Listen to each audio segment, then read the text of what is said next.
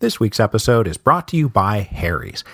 Harry's is all about a great shave at a fair price, which is why over 3 million guys have switched to Harry's. Jeff and Andy, two ordinary guys who were fed up with getting ripped off, started Harry's to fix shaving. They knew there was only one way to ensure quality, so they bought their own German factory with over 100 years of blade-making experience.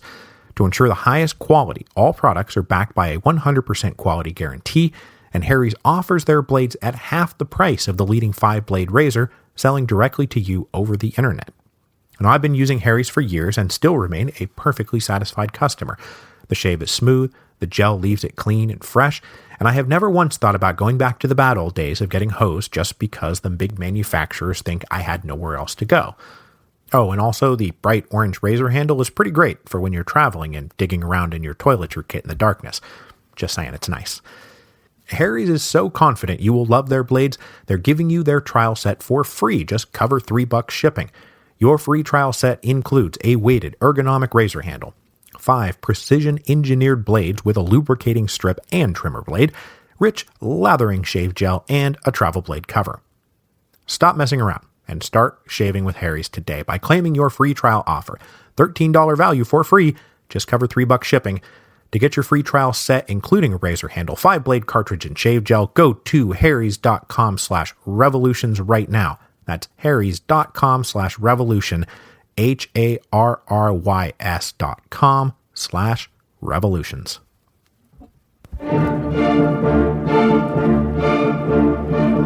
Hello, and welcome to Revolutions.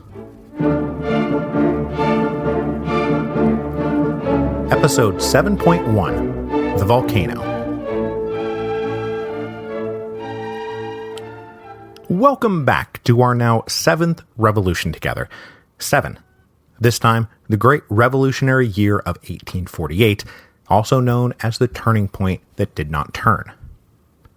But before we can dive into the simultaneous revolutionary eruption that consumed most of Europe in that one crazy year, the very first thing we must talk about is The Storm Before the Storm, the beginning of the end of the Roman Republic by Mike Duncan, forthcoming from Public Affairs, October the 24th, 2017. The book is now available for pre-order anywhere fine books are sold. Amazon, Powell's, Barnes & Noble, your favorite local bookstore. If you go to revolutionspodcast.com, there's more information and links. Pre-order it today. And as I mentioned at the very end of the final episode of our last series, I do have a notion to try to land The Storm Before the Storm on the New York Times bestseller list. And after talking to my marketing and publicity people, this is an even more attainable goal than I originally thought. Now, the actual calculations the New York Times uses to come up with their bestseller list is as esoteric as it is opaque, but it does not take millions of copies, or even hundreds of thousands of copies to get on the list. You guys, if we can lock down 5,000 pre-orders before the publication date on October the 24th, we're going to be in really good shape. Only 5,000. That is not that many. That means that every one of you out there listening to this can play a big part in hitting the goal. Every order will count. We only have to get to 5,000. So I guess what I'm saying is, let's make this a group project. Because I researched and wrote and edited the book, but I can't very well buy all 5,000 copies myself. For that, I need you. Yes, you. I know you can hear me. I'm coming through your headphones as we speak. So if you're listening to this right now and have enjoyed the literally hundreds of hours of free content I have produced over the last 10 years, go pre-order the book. It's a good book. You'll like it, I swear. I just read it again. It's really good. And the main thing I'm interested in here is that if we can all get together and make the book a bestseller, then I will be invited to write more books. And you guys, I have plans and dreams, and I promise you'll love what comes next if we make this one a success.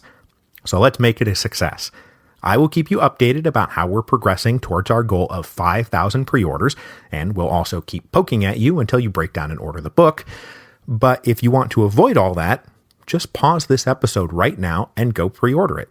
It only takes a few minutes. I promise I won't start the revolutions of 1848 without you. Okay, go do it. Okay, did you do it? Thank you so much. Now let's turn our attention to the revolutions of 1848. On January the 29th, 1848, Alexei de Tocqueville, member of the French Chamber of Deputies, rose and delivered a speech to his colleagues concerning the stagnant drift that had taken hold of the July monarchy. He was afraid that the kingdom was dividing into two unequal parts, between those who held property and those who did not. Those of the property-owning class controlled the political life of the nation, but over the past decade there reigned among them, quote, nothing but languor, impotence, stagnation, and boredom. While in the non-property-owning classes, quote, political life began to make itself manifest by means of feverish and irregular signs. He said to his colleagues, the time will come when the country will find itself once again divided between two great parties. The French Revolution, which abolished all privileges and destroyed all exclusive rights, has allowed one to remain, that of landed property.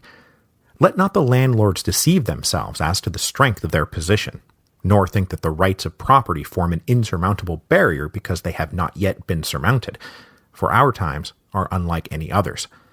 Before long, the political struggle will be restricted to those who have and those who have not. Property will form the great field of battle. Then he went on to say, I am told there is no danger because there are no riots. I am told that because there is no visible disorder on the surface of society, there is no revolution at hand. Gentlemen, permit me to say that I believe you are deceived.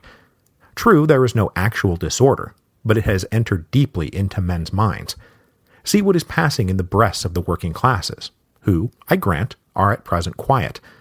No doubt they are not disturbed by political passion, properly so called, to the same extent that they have been, but can you not see that their passions, instead of political, have become social? Do you not see that they are gradually forming in their breasts opinions and ideas which are destined not only to upset this or that law, ministry, or even form of government, but society itself, until it totters upon the foundations on which it rests today? Do you not listen to what they say to themselves each day? Do you not hear them repeating unceasingly that all that is above them is incapable and unworthy of governing them, that the present distribution of goods throughout the world is unjust, that property rests on a foundation which is not an equitable foundation? And do you not realize that when such opinions take root, when they spread in an almost universal manner, when they sink deeply into the masses, they are bound to bring with them sooner or later, I know not when nor how, a most formidable revolution? This, gentlemen, is my profound conviction. I believe that we are at this moment sleeping on a volcano. De Tocqueville delivered this speech with a mind to warn his colleagues of a dangerous threat that was looming on the horizon. And though he did not realize how ready the volcano was to explode, he did see clearly that the social and political challenges of the future would be of an altogether different character than those of the past, that there was something deeply powerful in the distinction between the political question and the social question. And when he delivered this speech, he was thinking of a group of intellectuals who were at that very moment preparing to drop one of the most influential declarations in the history of the world. Because on February the 26th, 1848, just a few weeks after de Tocqueville's speech, Karl Marx and Friedrich Engels published the Communist Manifesto, which opened so famously with, "A specter is haunting Europe, the specter of communism. All the powers of old Europe have entered into a holy alliance to exorcise this specter. Pope and Tsar, Metternich and Guizot, French radicals and German police spies."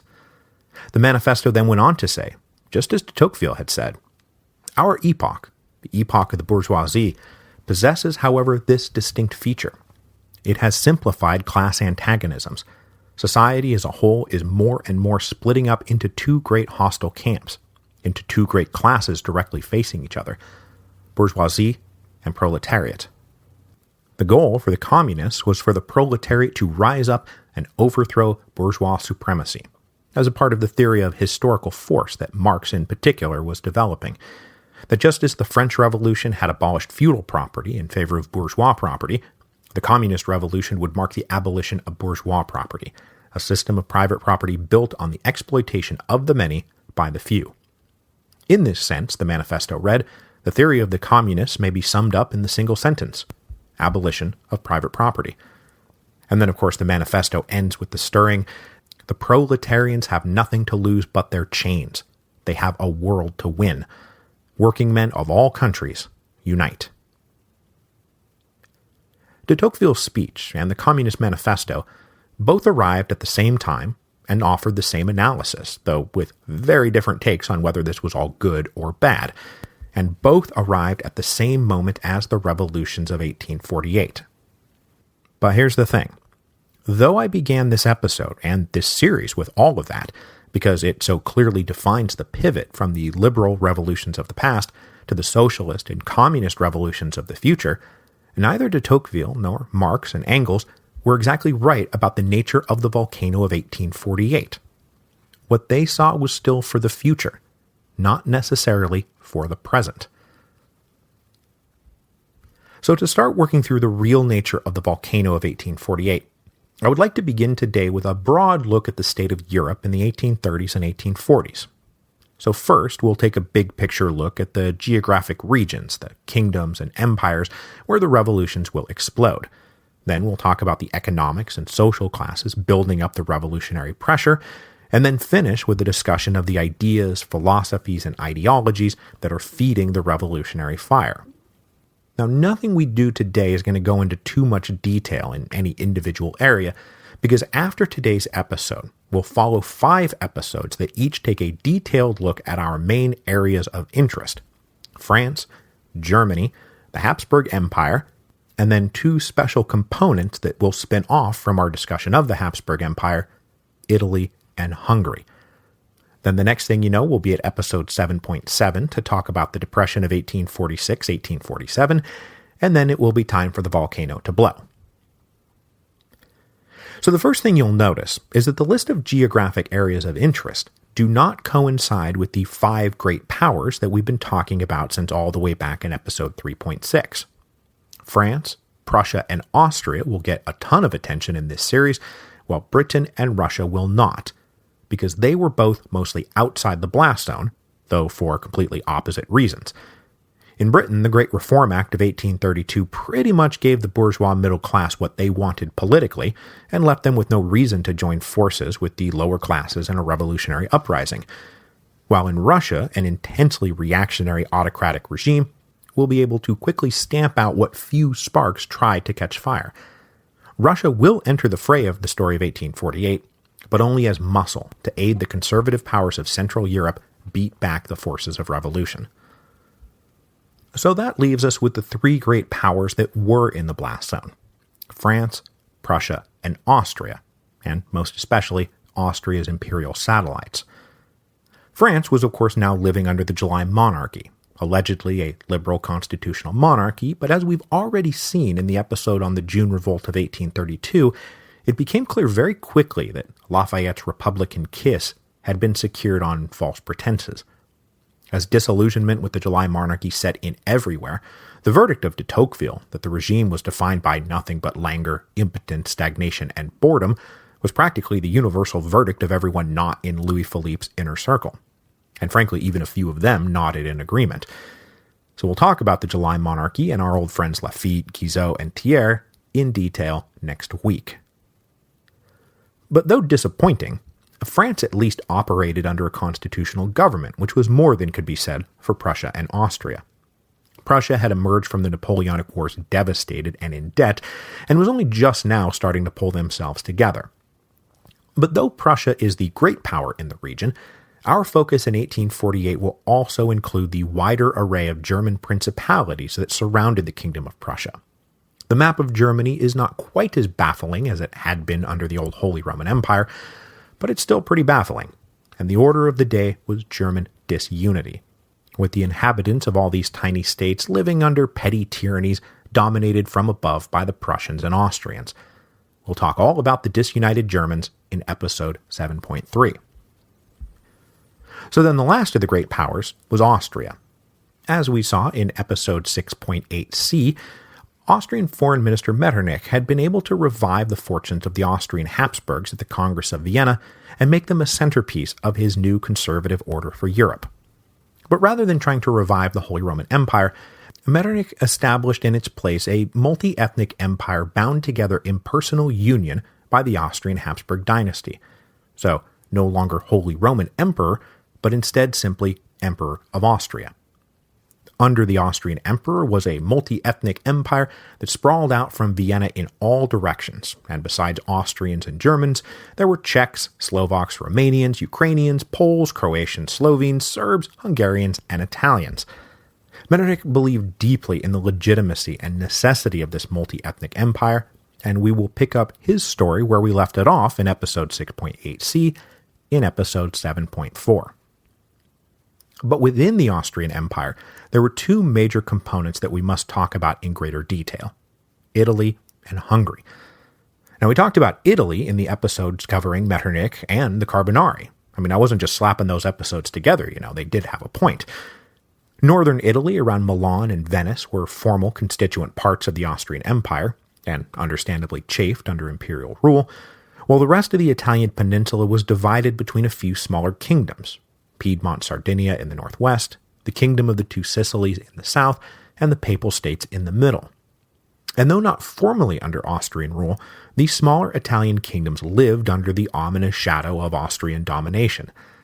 Denied unification at the Congress of Vienna, an underground network of Italians kept that particular dream alive. And we'll talk all about them in episode 7.5. And then finally, we have to introduce a whole new group that we've never talked about, not even once on the Revolutions podcast: the Hungarians. I'm not going to get into them too much today, as I'm going to give you a nice history of the Hungarians in episode 7.6, but suffice it to say that of all the constituent parts of the Austrian Empire, the Kingdom of Hungary was, thanks to the way it had been absorbed into the Habsburg realms, the most uniquely autonomous. Okay, so that pretty much defines the geographic scope of the revolutions of 1848. From west to east, it'll run from Paris to Budapest, north to south, from Berlin to Sicily. Now, we will not only be talking about these 5 big areas: France, Germany, Austria, Italy, and Hungary, but those areas will get us most of the most important action, and I'll fill in the gaps and make extensions as needed as we go. There's no episode limit to this series. We're just going to be done when we're done. Okay, so let's move now to a survey of the economics and social classes that will be in play. This being a show about political revolutions, we've been following the political history of the Atlantic world pretty steadily since, about the end of the 7 Years' War. But alongside these political revolutions, we all know that there was this other revolution, an economic revolution, the Industrial Revolution. And the history of the 19th century is, in many ways, the history of a civilization transforming from an agrarian society to an industrial society. New mechanical inventions, sources of power, modes of production, particularly in textiles, mining, metallurgy, and railroads, were combining to utterly remake the face of the world. But since we're still in the 1830s, and this series will be peaking at the end of the 1840s, how far along in this industrial transformation are we? The answer, perhaps a bit surprisingly, is that in our 5 big areas of focus, not very far along at all. Britain was way ahead of everyone on this front, and so while Manchester and Leeds might at this moment resemble what Marx and Engels were depicting in the Communist Manifesto when they said, "Modern industry has converted the little workshop of the patriarchal master into the great factory of the industrial capitalist. Masses of laborers crowded into the factory are organized like soldiers." Well, that hasn't really hit the European continent yet. This kind of factory industrialization had advanced to Belgium, northern France, and parts of the Rhineland, but most of the rest of Central, Eastern, and Southern Europe remained predominantly rural and agricultural. Only 4% of the male population of Prussia, for example, worked in factories. In France, there were 400,000 men who could be classified as industrial workers, but that was just 1/10 of the 4 million total who were counted as workers, and this all in a country of over 30 million people. 75% of France was still rural and agrarian. Basically, on the continent in the 1830s and 1840s, the Industrial Revolution was still in its infancy, and in many places had not made an appearance at all. So with most of Europe still rural and agrarian, let's talk about who was living out in those rural and agrarian areas, and the first thing we must say is that there were a lot of them, and more every day. The industrial and political revolutions that kicked off in the middle of the 18th century were matched by a demographic explosion that started around 1750, and then, after pausing momentarily as everyone fed everyone else into the Napoleonic meat grinder, started back up again after the Congress of Vienna.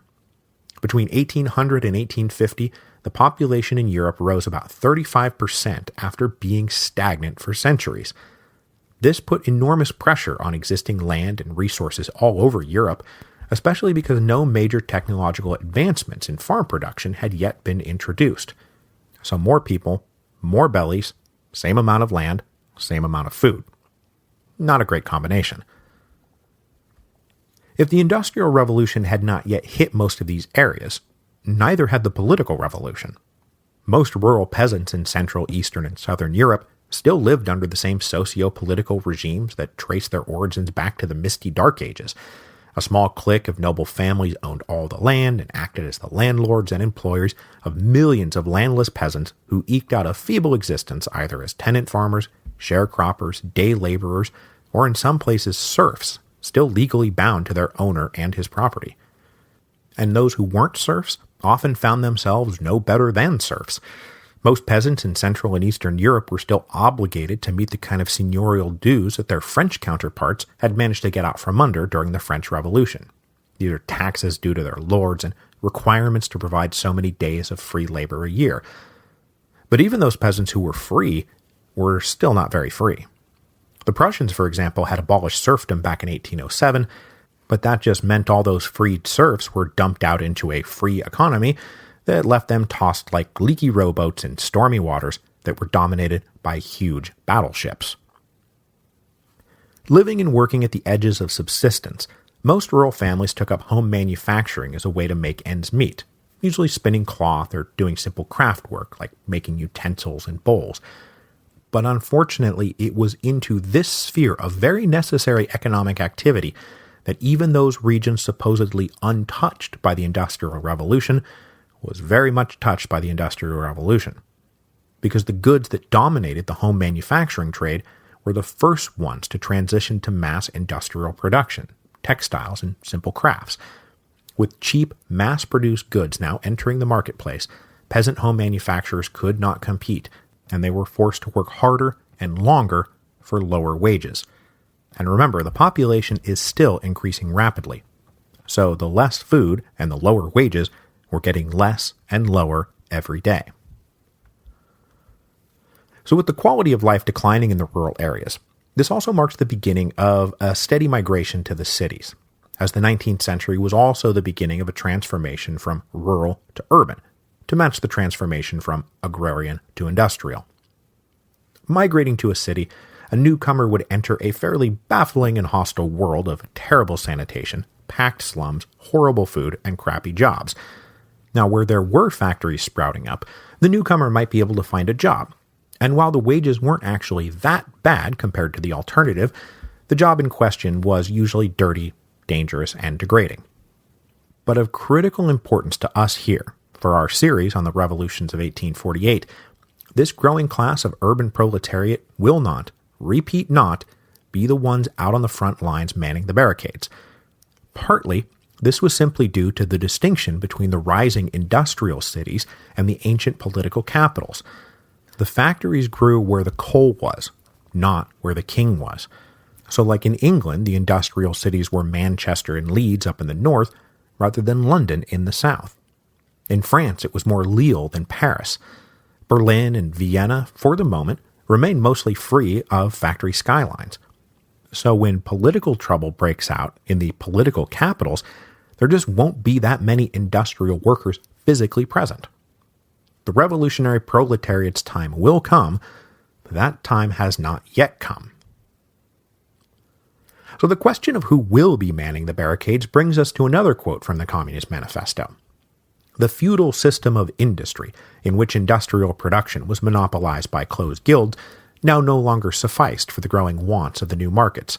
The manufacturing system took its place. The guild masters were pushed on one side by the manufacturing middle class. Division of labor between the different corporate guilds vanished in the face of division of labor in each single workshop. Which again reads like something that has already happened, rather than something that will happen in the future, or at any rate, was happening right then in the present, because that feudal system of industry was not dead yet, and more than anyone else, it would be the urban artisans who would be manning the barricades of 1848, because they were in the political capitals, and with their way of life under siege, they had grievances worth fighting for. So the artisans encompassed a whole range of skilled trades: carpenters, masons, butchers, metalworkers, weavers, tailors, bakers, jewelers, blacksmiths. As we discussed during the French Revolution, these trades were all closed by the guild system, a tightly controlled set of rules that created a strict hierarchy of apprentices and journeymen and masters that restricted competition and fixed wages and prices. Artisan work was done in small shops, and though never wealthy, masters at least enjoyed a measure of independence and dignity. Now, in terms of economic efficiency, the guild system was, of course, terrible, and most governments across Europe had either already abolished them, as had happened in France during the Revolution, or they were about to abolish them, as, for example, would be the case in Prussia. Adding to the pressure on the old artisan guild was increasing competition both from rural artisans migrating to the cities and the rise of cheap industrial goods in the market. Though the artisans had no love for the socialists, they all did agree that ruthless, mindless economic competition was eroding all that was good and decent in life. The demands of the artisans would be security, independence, and equality, and they will be on the revolutionary barricades.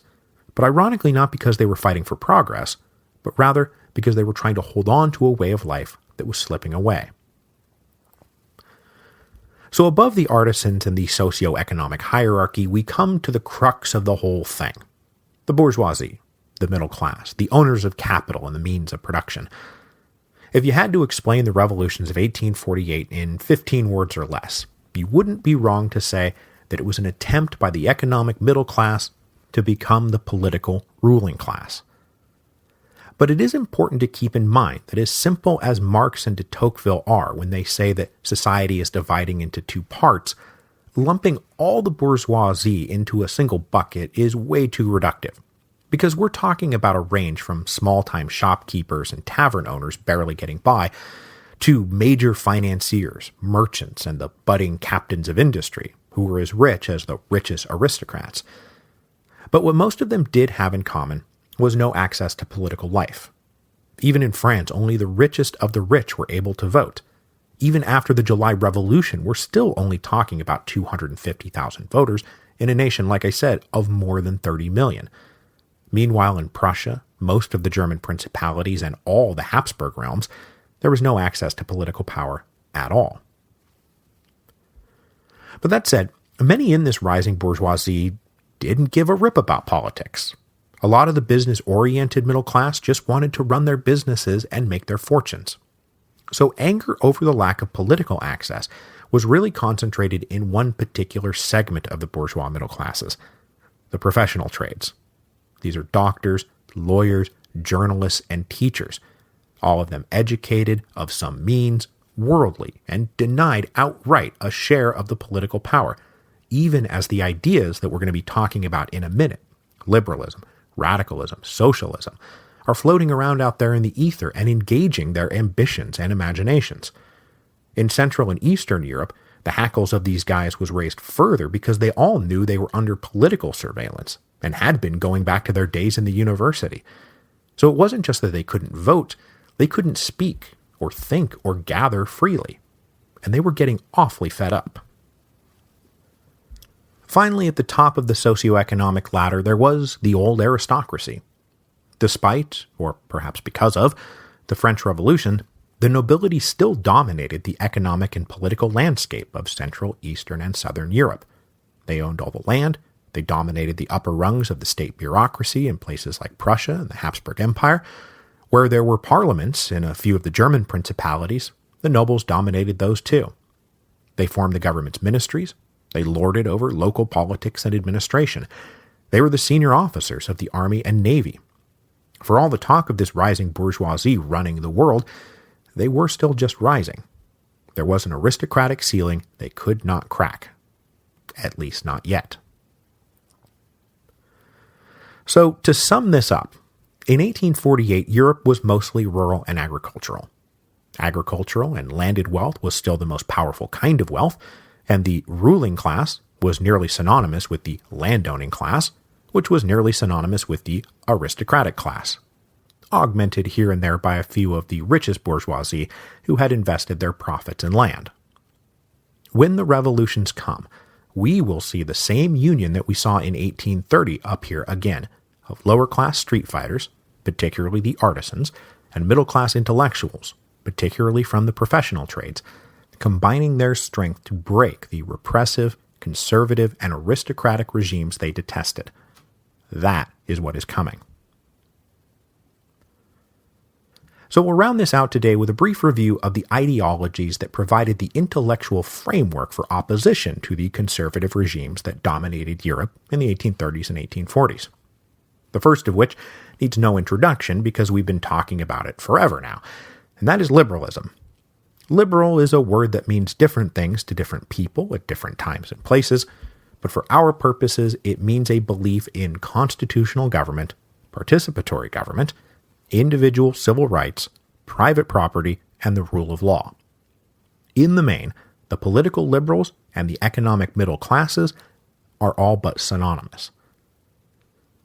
But middle-class liberalism had limits, pretty strict limits. For one thing, most liberals were not Democrats. So while your average liberal supported extending the franchise to cover men with education and property, that's as far as they wanted to go. When a French liberal like Odilon Barrot brought up the old maxim, vox populi, vox Dei, that is, the voice of the people is the voice of God, he did not mean it as a good thing. He meant it was something to fear. I mean, my God, what if we were ruled by the mob? The liberals were also, ironically enough, super anti-revolution. They look back at 1789 and the Declaration of the Rights of Men for inspiration, but the fear they had of the Reign of Terror made them shudder at the mere mention of the word revolution. So they preached evolution, not revolution. Because of this evolutionary bent, most of them were constitutional monarchists as opposed to outright Republicans, because you got to do these things in stages and not rock the boat, or somebody might break out Madame la Guillotine. Finally, the liberals were also almost exclusively focused on answering the political side of the equation that had been brought up by de Tocqueville. So rights, constitutions, and elections, rather than the social part of the equation, the unequal distribution of wealth, the crippling dislocation caused by economic progress, the unjust and inhumane lives most people were living. To the left of the liberals were radicals and Democrats. These guys operated inside the liberal tradition, but were, well, more radically democratic. There's a gray area where a moderate Republican and a super committed liberal might overlap. But the principal distinction between them was that the radicals advocated for universal suffrage, one person, one vote, and almost all of them were Republicans. They did not want to compromise with monarchy, or, as Lafayette put it, to surround the monarchy with Republican institutions. They wanted to overthrow the monarchy so that the people could lead themselves. And these radicals put a lot of faith in the people, the power of the people, the sovereignty of the people. They said vox populi, vox Dei, and meant it. But being mostly middle-class, educated intellectuals themselves, they didn't actually trust much with the people beyond the abstraction of the thing. So there was an element to the radicals casting themselves as the directors of the old general will. Now, far more than liberals, too, the radicals were also sympathetic to the social side of the equation, and they advocated reforms and state action to try to ameliorate disease, poverty, starvation, and misery, these things that were becoming so increasingly omnipresent. Beyond the radicals was a whole new breed of cat that was just now entering the picture: the socialists. Now, since socialism was just getting going, the word really stood for a grab bag of programs and thinkers, many of whom only bore the slightest resemblance to each other, beyond a general emphasis on the social rather than the political side of the equation. Trenchant critics of the way modern life was shaping up, the socialists advocated radical solutions. So socialism, as it stood in the 1830s and 1840s, included Saint-Simon's technocratic planned society, Charles Fourier's minutely described utopia, Louis Blanc's simple credo that men had a right to work, but then also guys like Pierre-Joseph Proudhon, the father of modern anarchism, who thought men ruling other men was itself an absurd contradiction. And then, of course, coming down the pike was Marx and Engels and their brand of historically infused scientific socialism. In pursuit of their aims, socialists could be autocratic, monarchical, republican, or anarchist, whatever method they thought did the most good. They also, surprisingly enough, did not share any uniform stance on private property. Some would keep it, some would consolidate it, some would abolish it, and the most that could be said is that they all wanted property more equitably distributed. We are also at this point talking about a very small group of thinkers confined to tiny intellectual circles. The socialists at this point have made next to no inroads with the uneducated and illiterate lower classes on whose behalf they were theorizing. I mean, the Communist Manifesto didn't even come out until 1848. But the socialist critiques were so scathing, and their solutions so radical and revolutionary, that everyone from the staunchest liberal to the most reactionary conservative made a right old boogeyman of the lot of them. So the biggest thing the early socialists shared in common was that everyone else was happy to have them all ruthlessly suppressed. To be a socialist in the 1830s and 1840s was, on its own, basically a criminal act. So we will wrap up this preliminary survey with a look at one of the other great forces unleashed by the French Revolution, and that is nationalism. Now, we've talked a lot about how the French Revolution introduced the idea that it was the people and the nation that was the true basis of political sovereignty rather than old royal dynasties. Bottom up from the people rather than top down from God, remember? But then in the run-up to 1830, we saw how the anger at the cowardly retreat of the Bourbons from the greatness and power of La Nation had fueled the Three Glorious Days. So in the French case, 19th century nationalism was a backward-looking demand for a return to that once glorious heritage. But elsewhere in Europe, nationalism was a forward-looking call for something new. Nationalism meant taking a fresh look at how people with a shared language, history, heritage, art, and music could and should join together politically, and that each nation deserved a measure of collective self-determination. Now, we'll talk a lot about this as we discuss each of our revolutionary regions in turn, but in Germany, nationalism meant unification of all the fractured principalities. In Italy, it meant unification of the Italian peninsula plus booting out the Austrians. And throughout the Habsburg realms, it often meant equality and autonomy inside the empire, if true independence was not yet possible. The revolutions of 1848 are often called the springtime of the peoples, as the idea of a nation-state as the truest and purest expression of political organization took firm root in the political imagination of Europeans. Okay, so I think that gets us off to a pretty good start, and we'll spend the next 5 weeks reinforcing most of what we just discussed in the particular circumstances of the big regions we're going to explore, and again, that is France, Germany, the Habsburg Empire, Italy, and Hungary. And so next week we will head back to Paris to discuss just what everyone found so absurdly offensive about the July monarchy. But before we go, I will remind you that if you did not in fact pause the episode to go pre-order The Storm Before the Storm, if you just wanted to get going with the revolutions of 1848 after 6 weeks of no new episodes, the episode's over now, and you are free to go pre-order the book, so go do it. I also want to mention that you can come find me on Twitter at Mike Duncan. That again is just at Mike Duncan. I also now have a public Facebook page, which if you've managed to find my personal page, I keep that one for friends and family, but you can come find me now at a public page. I'm at Mike Duncan History. That is at Mike Duncan History. I'll be hanging out there. You can come say hi. Tell me you pre-ordered the book. I'll say thank you very much. And then really finally, you may not know this, but July the 27th, 2017 is my 10th anniversary as a podcaster. The first episode of The History of Rome was published on July the 27th, 2007. Tempus Fugit. Seriously, 10 years. And to celebrate my 10th anniversary, I do in fact have a surprise for all of you.